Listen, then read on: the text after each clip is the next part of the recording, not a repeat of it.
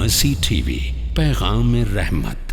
شیخ محترم، اگلا جو ہمارا سوال ہے روزے داروں کے متعلق وہ یہ ہے کہ اگر روزے کی حالت میں کسی کو قے آ جاتی ہے تو کیا اس سے ان کا روزہ فاسد ہو جائے گا، ٹوٹ جائے گا؟ دیکھیے، خود بخود اگر قے آ جائے، قے ہو جائے تو اس سے روزہ نہیں ٹوٹتا، لیکن جان بوجھ کر کوئی قے کر رہا ہے تو اس کا روزہ ٹوٹ جائے گا، اور اس روزے کے بدلے اس کو ایک دن کا روزہ اور رکھنا پڑے گا۔ یہ الگ بات ہے کہ اس کے اوپر کفارہ جرمانہ نہیں ہے۔ ایک حدیث لیتے ہیں، سنن ابی داؤد کتاب الصیام، حدیث نمبر 2380، نبی صلی اللہ علیہ وسلم نے فرمایا، من ذرعہ قیء فہو صائم فلیس علیہ قضاء۔ جس کو خود بخود قے آ گیا تو کیا کرے؟